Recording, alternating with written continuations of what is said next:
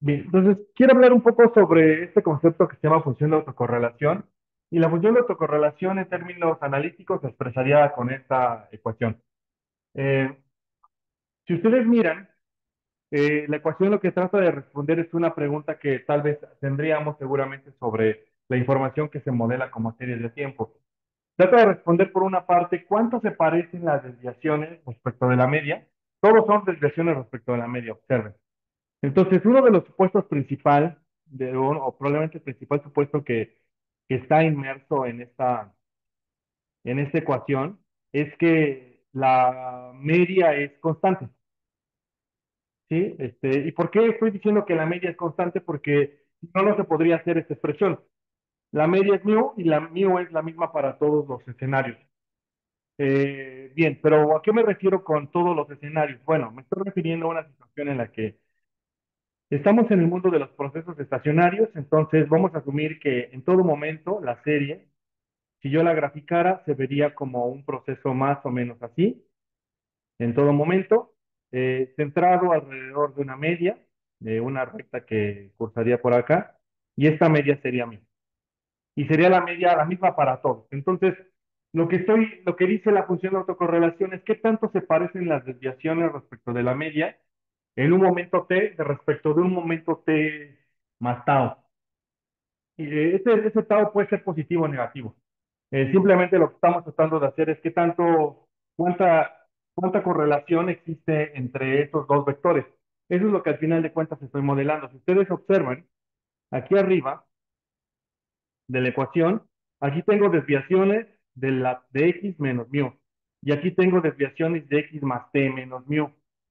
Eh, Esto en estricto sentido son dos vectores. Y esto sería un producto punto. Si ustedes lo observan, lo que tengo ahí es el producto punto de un vector de desviaciones en t y otro vector de desviaciones en t más tau. Entonces, pueden ocurrir varias cosas, pero principalmente si las dos desviaciones se parecen muchísimo, ese valor esperado debería ser muy grande. Si las dos desviaciones no se parecen casi nada, debería ser cero. Es decir, que sean ortogonales. ¿Sí lo ven? Esta parte de ahí arriba. Es decir, esos dos vectores, si son ortogonales, ese valor esperado debería ser cero. Si no son ortogonales, existen dos posibilidades. O es muy grande positivo o es muy negativo. Pero en final de cuentas sería un valor grande. Cuando formalizo respecto de la varianza, porque eso es al final lo que tengo aquí abajo, ustedes observen, esta expresión que tengo aquí, si la recuerdan en el curso de estadística, esa es la varianza. Entonces estoy normalizando. Lo que tengo entonces es que este es un coeficiente de correlación. En qué valores debería oscilar este coeficiente de correlación? Entre uno y -1. Aquí debería estar. Y lo que está midiendo es qué tanto se parecen las desviaciones en dos momentos distintos de la serie. Entonces, un poco lo que trata de decir es, imaginen que tomaran la serie, un tramo de la serie, digamos por un momento que tomamos este tramo de la serie y tomamos sus desviaciones, y a esto le llamamos xt menos mu. Este es el tramo xt menos mu. Y luego tomamos otro tramo, llamémosle a este tramo que está aquí. Bueno, déjenme utilizar otro color, verde es una mala idea. Déjenme utilizar el blanco. Entonces, digamos que tomamos otro tramo, este tramo que está aquí, y este llamémosle xt más tau menos mu. Entonces, lo que me estoy preguntando es qué tanto se parece este periodo respecto de otro periodo. Si se parecen mucho, entonces yo puedo decir que la función de autocorrelación será muy cercana a uno. Si son abismalmente distintos, diré que entonces están en el caso -1. Si no tienen ninguna relación, es decir, que son totalmente ortogonales, entonces será cero. Esa es la función de autocorrelación. Ahora, la podemos aproximar, tenemos varias maneras de aproximarla, y la manera de aproximarla es utilizar aproximaciones para la media y para la varianza.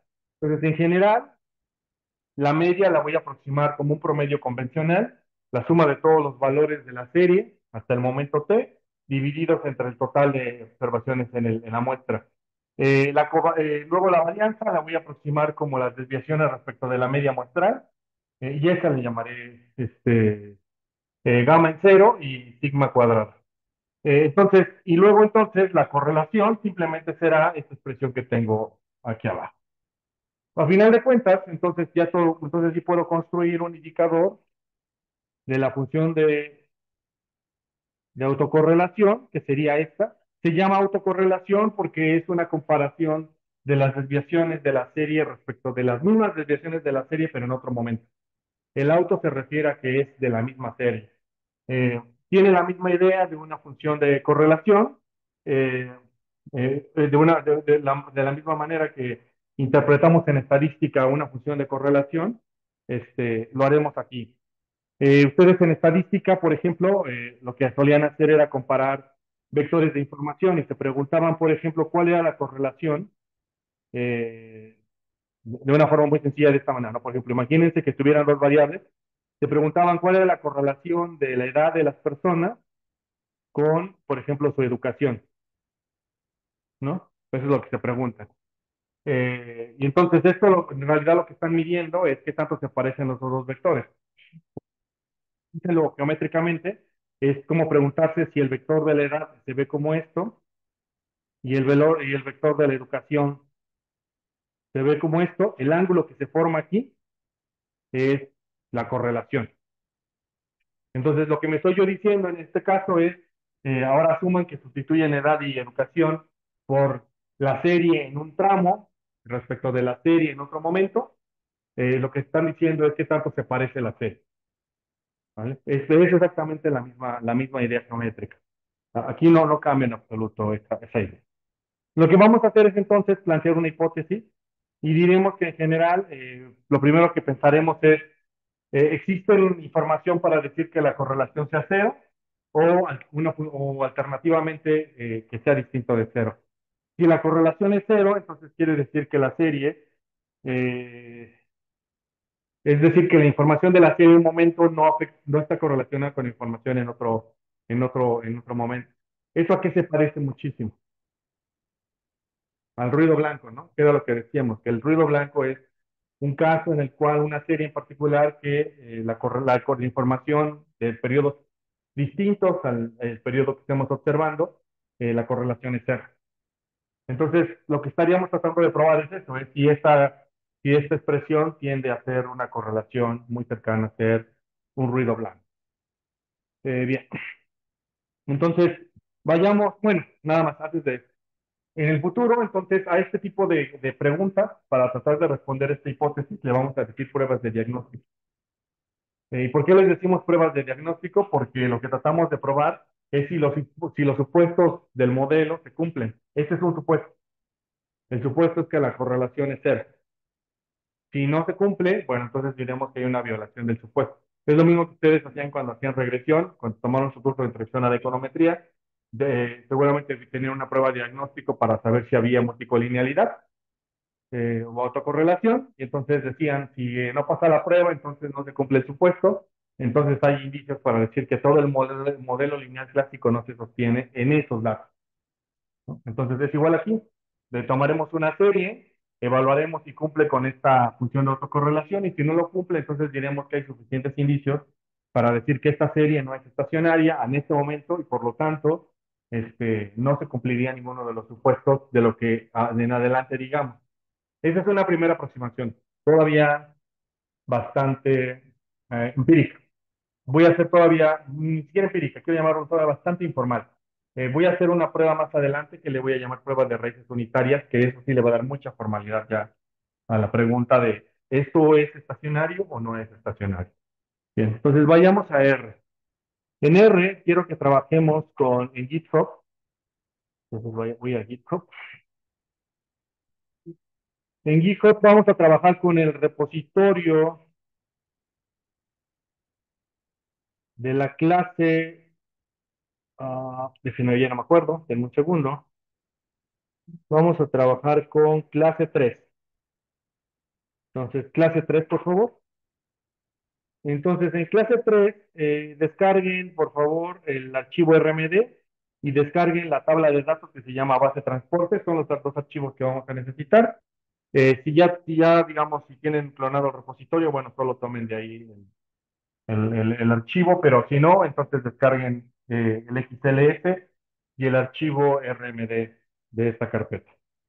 Entonces, ya una vez que los tienen descargados, lo único que tienen que hacer es abrirlos en su máquina. Entonces, me voy a ir a mi máquina y abrir el RMD, este archivo que está aquí.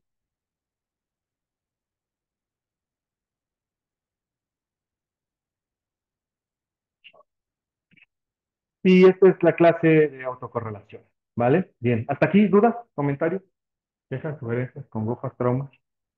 ¿No? Ok, vale. Entonces, noten algo nada más. Y allá arriba, más o menos por donde voy a poner mi cursor, les aparece un mensaje de instalar. Díganle que sí, install, que se instalen las dependencias que haga falta. Y esperemos unos segundos a que se instalen esas dependencias, por favor.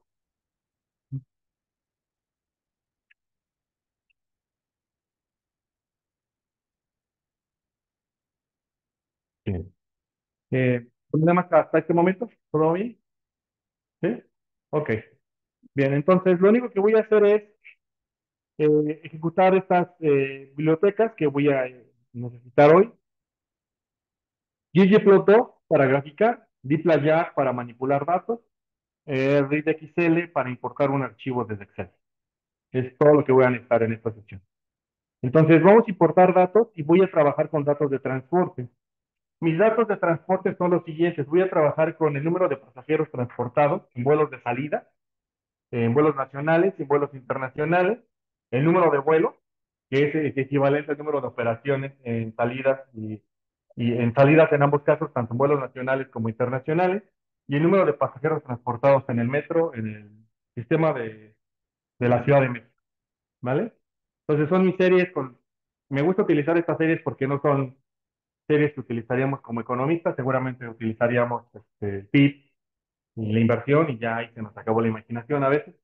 Este, es muy común de los economistas que hagamos eso. Pero no, utilicen otras series, diviértanse con otros objetos.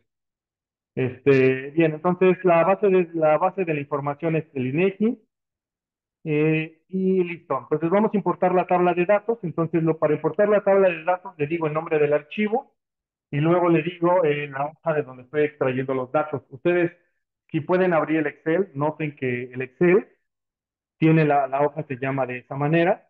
Esto sirve muchísimo porque si en algún momento tienen un Excel con más datos, por ejemplo, en este caso yo tengo una hoja 2 y tengo datos, podría ser que R no sabría cuál importar. Entonces, lo que le estoy diciendo es importa la hoja de cálculo que tiene nombre de datos. Con esa instrucción le estoy diciendo específicamente quiero que importes la que se llama datos y con call name le estoy diciendo que sí tiene nombres de columna el archivo de Excel. Lo voy a importar, lo voy a ejecutar todo el chunk para que se impriman los encabezados. Entonces aquí tenemos los encabezados del dataset. Entonces tenemos todas las columnas son series de tiempo. Eh, Tengo el periodo, toda la información empieza en 2000, en enero de 2000, y todos estos objetos son tipo doble, es decir, son tipo numérico. ¿Vale? Bien. Hagamos una primera revisión de cómo trabajamos datos aquí. Podemos ver el data frame. Si les comento view y ejecuto esta línea, ustedes van a poder ver el data frame. Recuerden, view en mayúscula, la V, pueden ver el data frame. O la otra alternativa es denle clic, ¿no? Aquí le dan clic y pueden ver el data frame. Cualquiera de las dos opciones que ocupan esté bien. Luego, la siguiente instrucción, con NE pueden ver el nombre de los que está contenido en el data frame. Entonces, esto es el nombre de las columnas. Aquí pueden obtener el nombre de las columnas. Con train, a diferencia de con head, pueden obtener, con head ven los primeros, y con tail ven los últimos datos de la tabla. Entonces, con tail podemos ver quiénes son los últimos datos de la tabla. Aquí se muestran los últimos datos de la tabla. Con STR podemos ver la estructura de la tabla, entonces les da un pequeño resumen de qué tipo de objeto tienen en su tabla de datos. En este caso yo tengo, la primera columna es un tipo POSIX, es un formato de fecha. Lo estoy identificando luego como formato de fecha y los demás los identifica como numéricos. En todas las columnas tengo 306 observaciones. Luego con DIM Pueden ver la dimensión de la tabla. Entonces tenemos 306 filas con 6 columnas. Podemos tomar columnas del data frame de esta manera. Con la instrucción en la línea 58, estoy diciéndole que tome el data frame que se llama datos. Le pongo bracket para, para decirle a R que voy a operar como si fuera una matriz. Entonces, todo lo que le escriba ahí tiene lógica de matriz. Entonces, la primera entrada será el número de filas y la segunda entrada será el número de columnas. Entonces, primero le pongo un espacio o lo dejo en blanco y lo que le estoy diciendo es, toma todas las filas, coma 2, todas las filas de la columna 2. Eso es lo que le estoy diciendo. Entonces, cuando yo ejecuto esta línea, lo que se va a imprimir aquí abajo es la columna 2. ¿Vale? Bien. Luego, con esta instrucción le estaría diciendo ahora un caso inverso, le diría, toma toda la fila 5 con todas las columnas.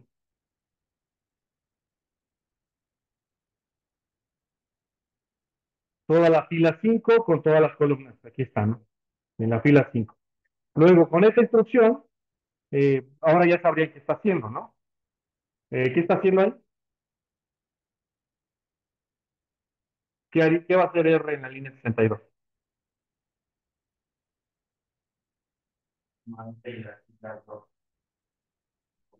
Y la columna 2, ¿vale? Entonces, toma todas las filas que están entre la 2 y la 259 y solo la columna 2. Y luego en la línea 64 le digo toma de la columna 2 a la columna 6. Bien, entonces estas solo son operaciones con data frames. La línea 64 se puede escribir equivalente, de forma equivalente con la línea 66. Le puedo decir que de los números siguiendo una secuencia del 2 al 6, de saltos de uno en uno, eso significa la línea 64, o le doy directamente el número de columnas, 2, 3, 4, 5 y 6. Eso es equivalente a tomar la línea 68. La línea 68 lo que hago es tomar los datos por su nombre, ¿sí? Noten la diferencia entre la línea 64 y la línea 66 y la 68, es que la línea 68 no necesito decirle cuál fila, no necesita la opción de fila, solamente necesita la opción de nombres y con eso funciona. Entonces, estas tres líneas son equivalentes en estricto sentido. Eh,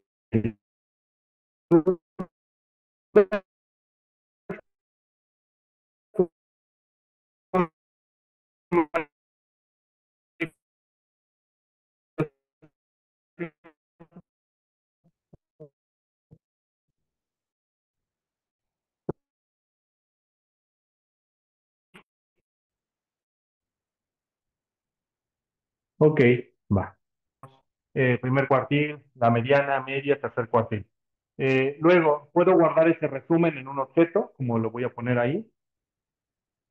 Le pongo resumen 1 para guardar en ese objeto y puedo imprimir ese objeto. Eh, Vamos a convertir las series a series de tiempo. ¿Por qué? Porque en esta clase, a diferencia de otras situaciones en R, los objetos con los que vamos a trabajar son series de tiempo. Entonces necesito que por default R entienda eso. ¿Sí? Entonces, ¿cómo le digo a R que este objeto que le estoy generando va a ser una serie de tiempo? Con el comando TS, que es la abreviación de Time Series, le estoy diciendo, aplícale Time Series a la columna que se llama Patch Metro. Le estoy tomando esta columna de datos. Le digo que la información empieza en 2000 y con la frecuencia 12 le estoy diciendo que es mensual. Si la información fuera anual, le pondría en FREC 1. Si la información fuera trimestral, le pondría 4. Si la información fuera semestral, le pondría 2. En FREC controlas el número de periodos que están contenidos en un año. ¿Vale? Entonces, vamos a ejecutar esta instrucción. Y noten que se va a crear un nuevo objeto. Este nuevo objeto aparecerá aquí y es un objeto del tipo time series. Es un objeto que no teníamos anteriormente. Habíamos tenido funciones y otros objetos, pero no habíamos tenido time series, creo, no me acuerdo que habíamos tenido anteriormente. Entonces tenemos time series. ¿Cómo lo haríamos para el caso multivariado? Eso también se puede.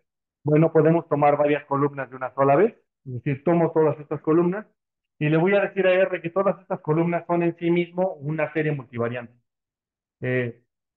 Eh, en esta primera parte del curso, todo de aquí hasta seguramente finales de septiembre, voy a trabajar únicamente en el caso univariado, voy a utilizar la notación que hice anteriormente, pero a partir de que empiece a hablar de var o de objetos llamados var, voy a utilizar la notación multivariante, que es esta. La notación multivariante es idéntica a la opción de time series, con la diferencia de que el objeto sobre el cual aplico la función time series es sobre una colección de columnas y no solamente sobre una sola columna. Entonces también puedo crear este objeto y este objeto también será un time series. Noten que la diferencia también es que el caso univariado se pone aquí abajo, después del bajo de values, y el caso multivariante se pone como objeto de data. Vamos a hacer un gráfico.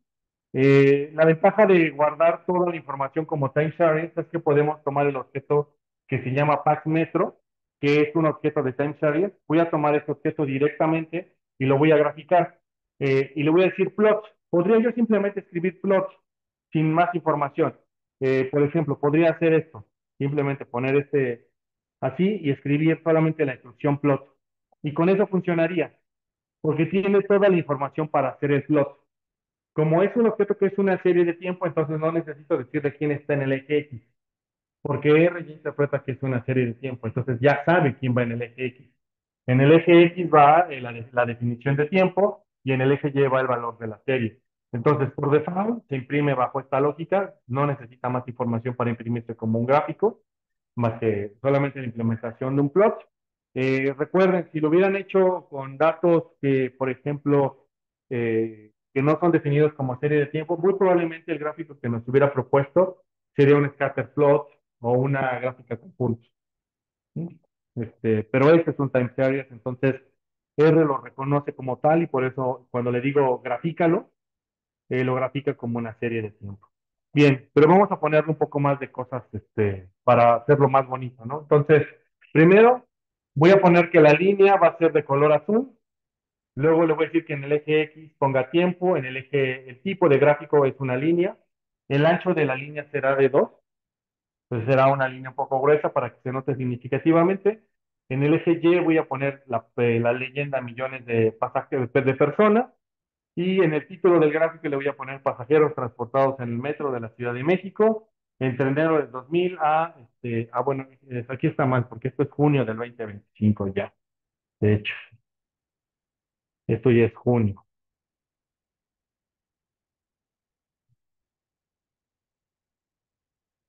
Y bueno, elaboración propia con información vale, entonces, bien, esta es la gráfica de pasajeros transportados en el metro. Esto lo haríamos con ggplot, con el plot tradicional de R. Ahora, podemos hacer ggplot y eso tendríamos que ocupar los datos en crudo, no podríamos utilizar el objeto de datos de serie de tiempo, sino que nos tenemos que remitir al objeto original, que es el data frame. Entonces voy a tomar el data frame que se llama datos y en aesthetics le voy a declarar quién es cada una de las coordenadas. Entonces le digo, en X va a la columna que se llama periodo y en Y va a la columna que se llama metro. Todo eso extraído del objeto que se llama datos y todo lo demás ya lo hemos conversado, que simplemente son definiciones del gráfico. Y al final lo voy a guardar, voy a hacer un gg6 aquí abajo para que se guarde bajo este nombre la gráfica y ya la puedan tener. Entonces, bien, antes de continuar, rapidísimo, miremos muy rápido qué nos dice esta gráfica. Bien, al, eh, ¿qué es lo que podemos observar en la gráfica? Bueno, es una gráfica interesante, a mí me parece muy interesante porque muestra varias situaciones. Muestra que la serie, por ejemplo, hasta antes del 2010, pues, parece que tiene una forma estacionaria. ¿Sí lo ven? Y después del 2010, hasta tal vez hasta antes de la pandemia, tiene también una forma estacionaria, pero en otro nivel. Entonces, piénsenlo un poco, pareciera ser que estamos como en un escenario en el cual, este, déjenme, voy a tomar este gráfico para llevármelo aquí a la pizarra. Ya se guardó, entonces puedo tomar este de aquí.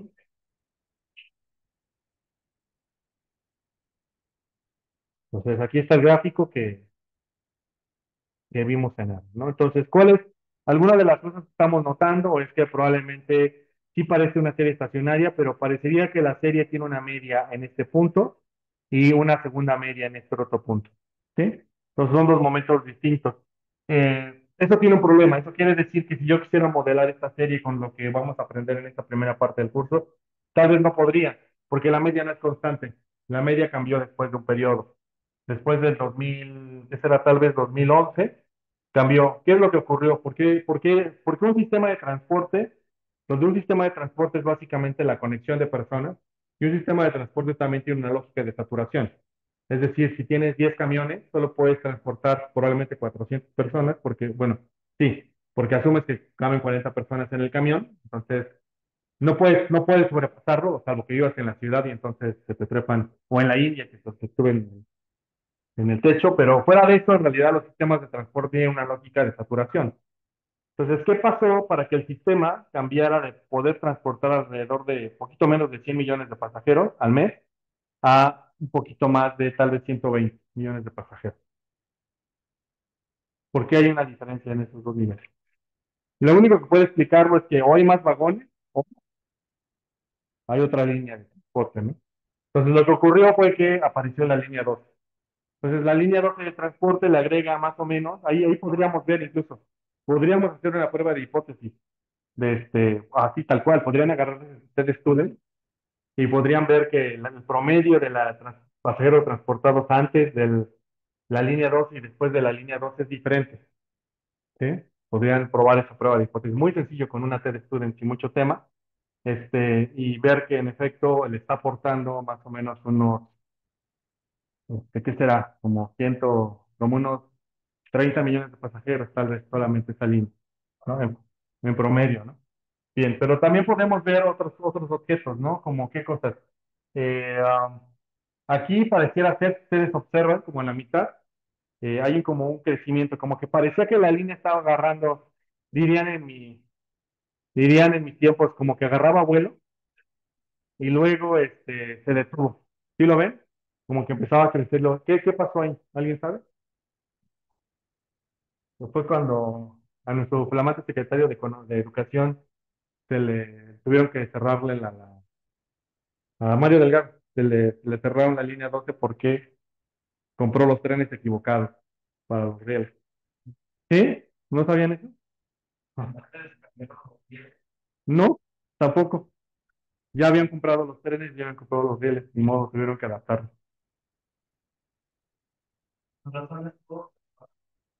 En esa época. Y luego la volvieron a abrir, pero la línea era muy rápida. La línea era muy rápida, de verdad, eran trenes muy, muy veloces. Pero se dieron cuenta que compraron mal los equipos, no correspondían con el tipo de riel, y entonces empezaron a notar que iba a haber fracturas en algunas secciones de la línea. Entonces la volvieron más lenta, de hecho la cerraron en algún momento. Y bueno, y luego hay otro periodo. ¿Qué pasa aquí? Aquí que fue. No, ahí no, no, todavía no, pero estuvo cerca, pero todavía no. Ahí que, como es como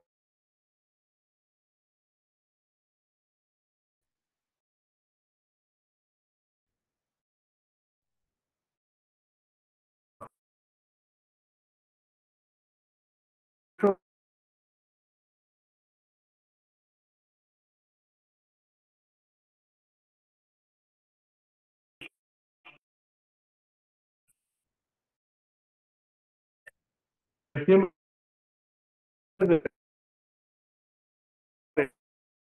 entonces espérense su sismo de este mes. eh, la pandemia, que es lo que la caída que está aquí en 2020, vino una recuperación y luego este punto que está aquí, ¿qué fue? ¿No? Fue que en COVID las muertes se nos fueron al infinito y más allá, y se les cayó el metro. Se combina, ahí no podemos distinguir. Pero entonces luego viene una hipótesis bien interesante. A ver, o sea, solo piénsenlo un poco. A ver, espérame. O sea, ¿me estás diciendo que se te cayó el metro cuando menos gente había? Pero no me dijiste que era un problema de uso, que no tenía que ver con el mantenimiento, porque los sistemas saturados son los que colapsan, ¿no? Pero ese sistema no estaba saturado, estaba probablemente al 10% de su, ¿no? Yo son las dudas que sigo teniendo todavía. Si algún día me encuentra a Pepe Merino, le preguntaré, o a la Yus, le diré, oye, ¿cómo se te cayó el metro cuando estaba al 10% de su capacidad? Cuéntanos, ¿no? A Sheinbaum no, porque usted ya no creo que sepa. Pero bueno, este, y luego, eh, y luego viene la cuestión, y no, todavía hoy día no tenemos ni siquiera el nivel de transporte que teníamos antes del 2010.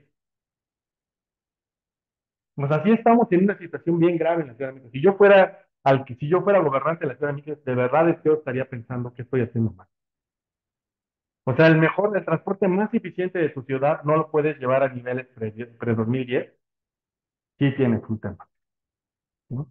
Entonces eso puede explicar por qué la ciudad está como está, es decir, hay mucha saturación de vehicular y muchos sistemas de transporte como el Metrobús y los camiones saturados, ¿no? Pero bueno, ese es todo esto. Y bueno, esta de aquí abajo, esta les decía que es una combinación de la caída del metro junto con muertes de COVID, en el repositorio de GitHub, perdón por la promoción. Yo en GitHub tengo la última vez que yo analicé este caso, este, por ejemplo, a ver, ¿dónde está?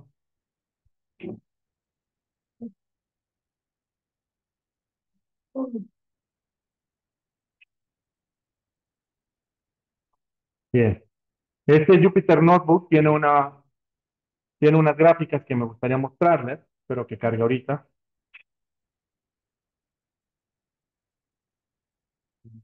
Este tiene las gráficas del histórico de muertes de COVID. Entonces, miren un poco cómo se ve la pandemia, solamente por aquí. Entonces, esta es la historia de la pandemia. Todas las olas, hasta ahora, hasta este momento, de hecho, tal vez hasta hace como 2 semanas. Este, Esto es la primera ola, la segunda ola, tercera, sí, y este fue un pico aquí, fue cuando ya nadie hacía nada, o sea, ya nadie se tomó en serio nada, y el número de contagios, que es la línea azul, fue para allá. Pero ese es el número de contagios. Entonces eso no parece tan impresionante, porque dices, bueno, contagios, bueno, sí, todo el mundo se contagió. Pero cuando ves muertes, eso es lo que le pasó al país. La primera ola, hasta aquí, y esta fue, ¿en qué fecha creen que fue este pico? En 2021.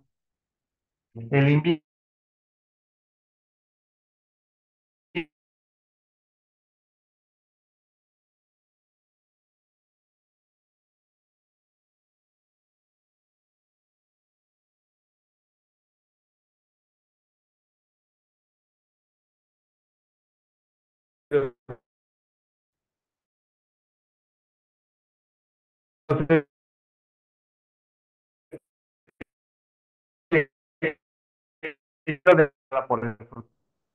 los vuelos nacionales,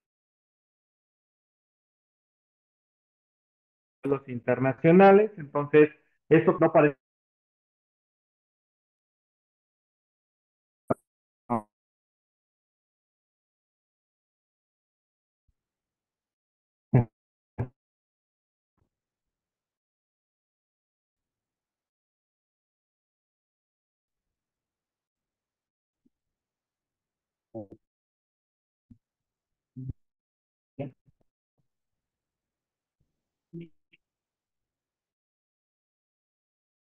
Entiende por qué, si venías creciendo, o sea, si hicieran si extrapolaran esta serie, si no hubiera ocurrido la caída del 2020 por la pandemia, seguramente el transporte aéreo hubiera seguido creciendo, pero ¿por qué está estancado aquí?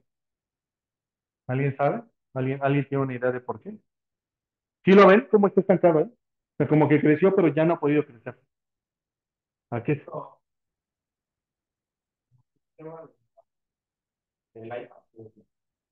Ese es el tema, de hecho. No es la cancelación, sino es el AICM sin poder crecer más. O sea, tenemos un aeropuerto nuevo que no modificó la trayectoria de... ¿Eh? Justamente, cuando hicieron el AICA, un aeropuerto debe de cumplir de tierra de abajo, no de abajo. Sí, pero por una lógica de paso incrementar la capacidad, ¿no? Sí, pero ahí no la incrementaste, ¿no? Entonces tienes un aeropuerto que no le aportó, no le está aportando pasajeros. Entonces, si yo estuviera en la industria aeronáutica, estaría preocupado, porque en realidad diría, bueno, ya no voy a crecer más.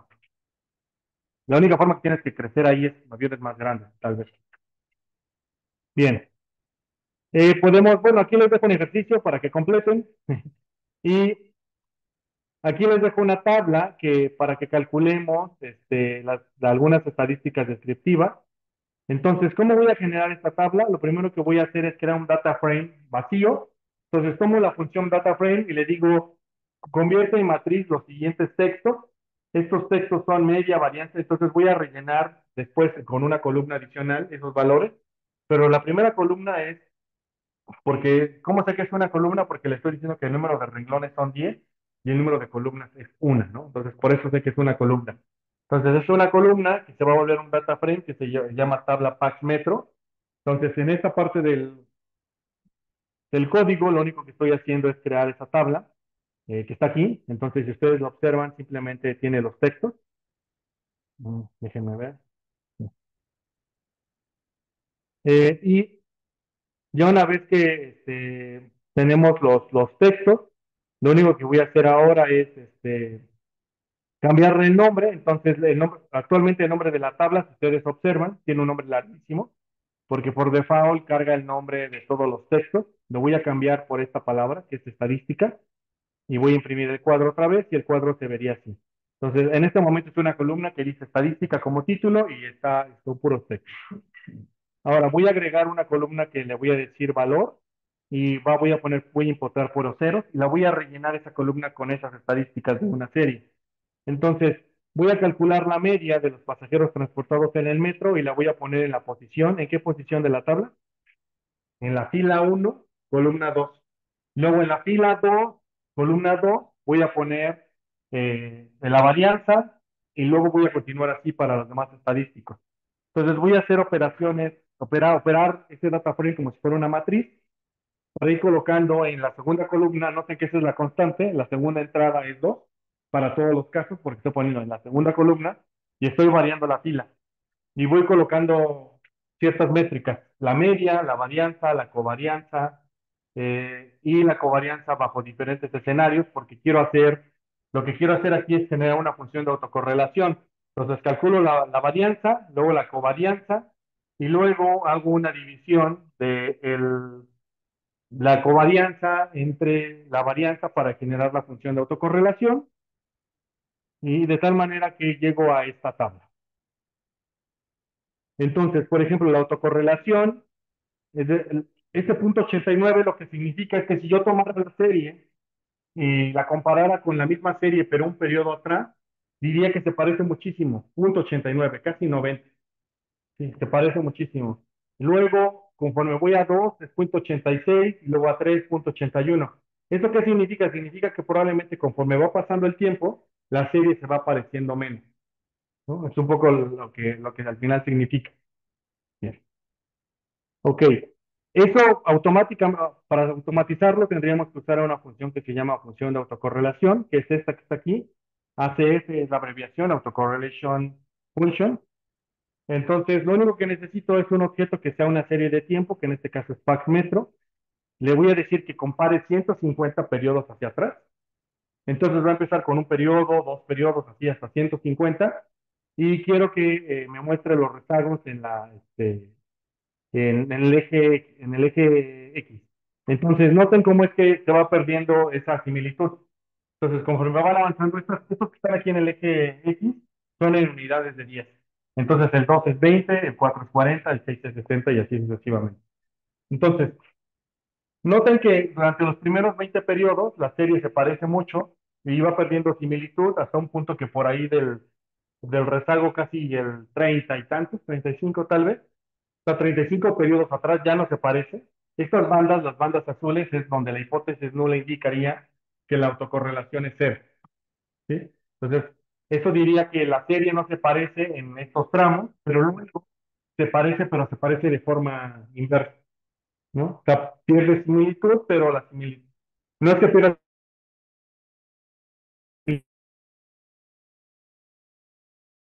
similitud, pero recupera y vuelve a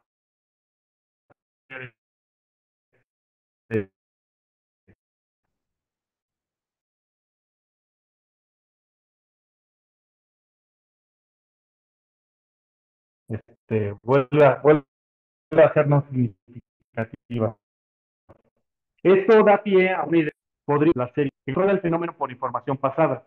Y esos objetos se llaman autorregresivos, ¿no? Entonces voy a crear ahora voy a crear un objeto que sea un autorregresivo. ¿Por qué? Porque me estoy dando cuenta que lo relevante de la serie es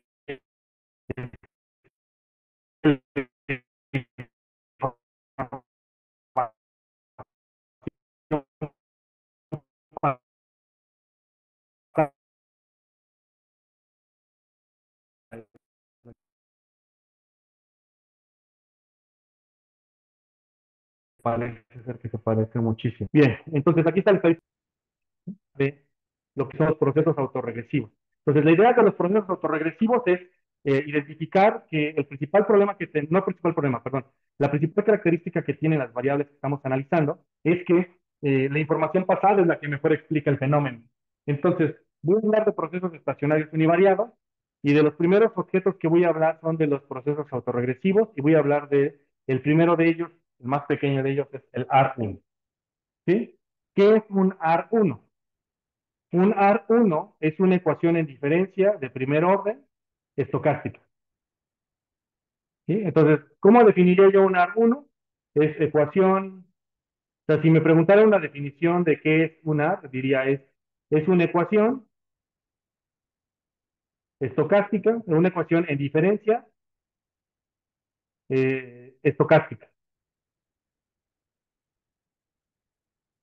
Es una ecuación en diferencias de primer orden. ¿Cómo sé que es una ecuación en diferencias? ¿Alguien se acuerda cómo habíamos dicho que eran las ecuaciones en diferencias? Era ZT es igual a 0 más A1 de ZT menos 1. Esa es una ecuación en diferencia de primer orden. Y eso es justamente el objeto que tengo al principio. Nada más que con X, ¿no? Ahora bien, ¿por qué le digo estocástica? Porque le estoy agregando un componente estocástico que es UDT. UDT es una variable aleatoria que es estocástica. Entonces, en general, los AR1 son procesos, ecuaciones en diferencias de primer orden, estocásticas, que tienen esta característica. Es la serie, cualquiera que ella sea, por ejemplo, los pasajeros transportados en el metro, el número de pasajeros transportados en aerolíneas, el PIB, la inversión, la inflación, que depende de una constante, que le voy a llamar a cero, más A1, que depende de la información justamente pasada en el periodo inmediato anterior, más UDT. Y UDT es un proceso, a ese UDT le vamos a decir que es un ruido blanco.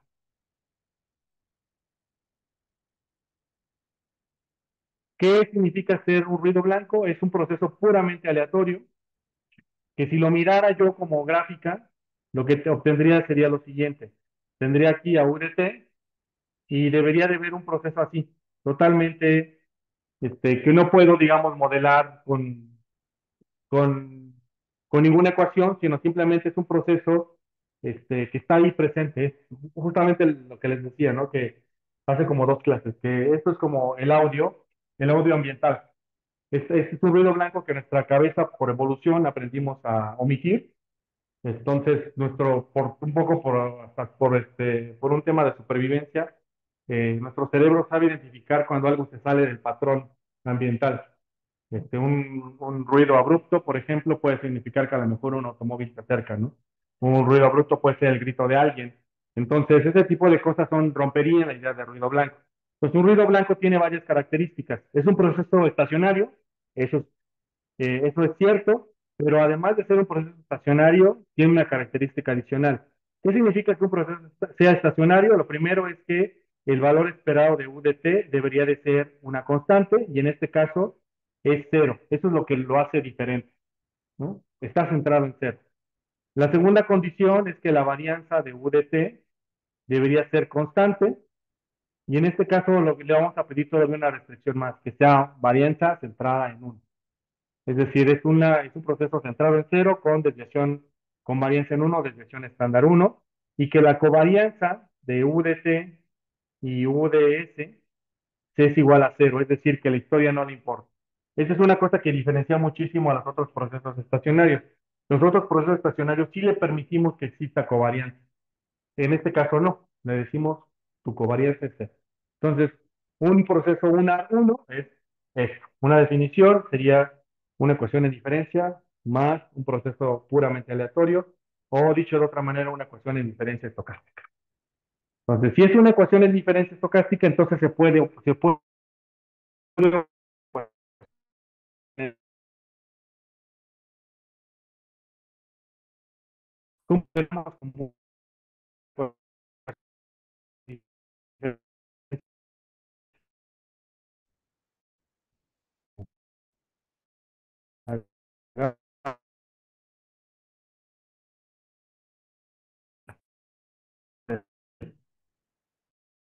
yo sé que las ecuaciones en diferencia, ahora que le apliqué L a X, entonces eso se puede porque yo sé que eso se vale para las ecuaciones en diferencia.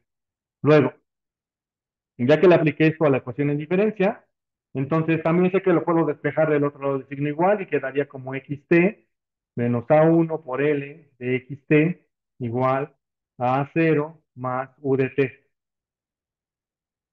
Si despejo todo del otro lado del signo igual, me quedaría simplemente como xt es igual a cero sobre uno menos a1. Y aquí puedo quitar L. ¿Por qué? Porque esto no depende del tiempo. Entonces, esto es una constante. Aquí sí tengo un amigo que sí depende del tiempo. Y esto sería uno sobre uno menos a1 por L por U de t. Aquí no puedo quitar a L. ¿Por qué? Porque U de t sí depende del tiempo. ¿Vale? ¿Hasta aquí estamos? ¿Sí? Bien, y entonces aquí tengo un problema, porque esta expresión que está aquí, esta expresión que está aquí, sí sé cómo se resuelve. Uno menos A1 por L. ¿Cómo se resuelve esto? ¿Alguien se acuerda? ¿A qué es igual esto? A la suma desde igual a uno hasta E hasta T, ¿de quién? Del A1 L elevado a la I. ¿Sí? Todo esto elevado a la I. ¿Sí se acuerdan de esta expresión? Esta era la suma armónica, la demostramos, de hecho. ¿Sí, no? La demostramos y de hecho la condición que le pusimos es que A1 debería ser menor a uno para que esto convergiera. Pero aquí va acompañado de L. ¿Por qué es importante que vaya acompañado de L? Porque está afectando a quién, a U. Entonces, si esto se lo aplico allá arriba a la expresión, entonces puedo llegar a la solución de que entonces la solución es un poquitito más complicada. Es xt es igual a cero sobre uno menos A1 más la suma desde i igual a uno hasta t de a1 elevado a la i por l elevado a la i por u de t, ¿no? Pero cada vez que yo le aplique l a u, la rezaga. Entonces, ¿hasta dónde la va a rezagar? Hasta donde valga t, ¿no? ¿Quién sabe cuánto valga? Entonces, en general, la solución que vamos a ofrecer es esta. Esto ya tiene más sentido, entonces, ¿no?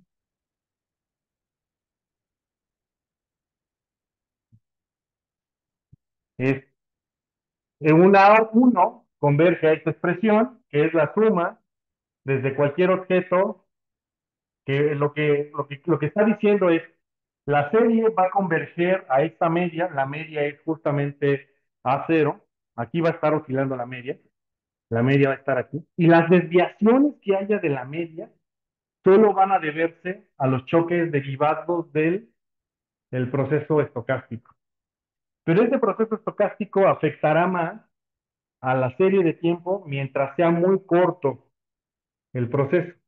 Es decir, si Si la suma es de J, por ejemplo, a un valor pequeño, ese valor será muy grande porque A será elevado a un valor pequeño. En la medida que haya recorrido mucho tiempo, es decir, A1 va a estar elevado a un valor jésimo muy alto, no importa qué tan grande sea el choque, sabemos que este A1 elevado a la jésima será muy pequeño, casi cero en la medida que sea muy grande J. Entonces, esta innovación aportará muy poca información si la serie es muy larga. Si la serie es muy corta, entonces los choques del error serán más relevantes. Esa es una de las razones por las que las series de tiempo solo sirven cuando las series son largas.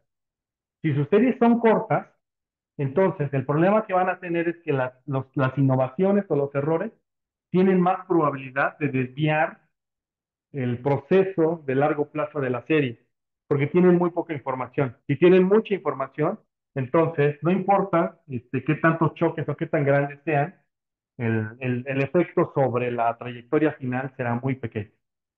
¿Sí? Entonces, si alguna vez se me han preguntado por qué los profes dicen que si es series de tiempo tienes que tener más de 30 datos, porque esa es la regla que utilizamos, decimos que tenemos muchos datos y tenemos más de 30. En realidad no es una regla escrita, pero en el caso de series de tiempo, una serie de tiempo decente tiene que tener al menos 100 datos. ¿Sí? O sea, no menos de 100 datos. Este, hay algunas circunstancias en las que sí puede ser, pero esa sería mi sugerencia. Un poco también, si están pensando sus tesis, también eso es un poco lo que creo que deberían hacer. Bien, ahora, otra cosa que quiero que recuerden es que a esta suma, la suma armónica, en general en la literatura la van a conocer como la descomposición de Watt. La primera parte, utilizando la letra griega phi, es como Watt lo propone. Es muchísimo más sencillo que traer toda esta expresión, pero en general yo voy a utilizar la primera parte siempre digamos, para ahorrarme todo el álgebra que está relacionado con lo demás, nada más por un tema de que, pues sí, es mucha lata traer todos todos los coeficientes allí cargando, ¿vale? Bien, ¿dura? ¿No? Ok, solamente tengo un typo aquí, entonces el typo es que este 2 no va, ahorita me di cuenta, omitan este 2 y este 2 no va, es un typo ahí. Esta de acá, esta se le conoce como representación de Wolf. ¿Sí? Es una simplificación de toda esa expresión. ¿Sí? Les voy a decir, en lugar de escribir todo esto, solo pongamos de este valor. ¿Sí? Solo por simplicidad, para no traer tantos datos. Bien,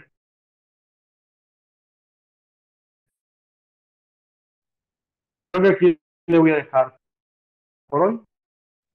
No sé si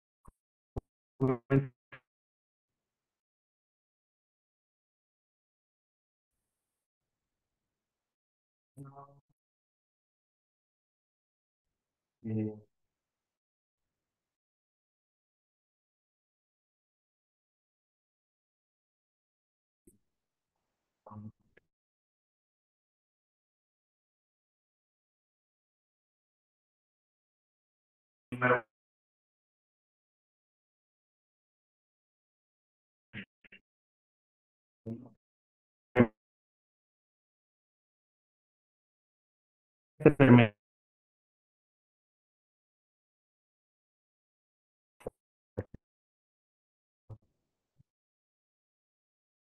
lo que es innovaciones, o sea, de hecho, eso es de los alertar, que al principio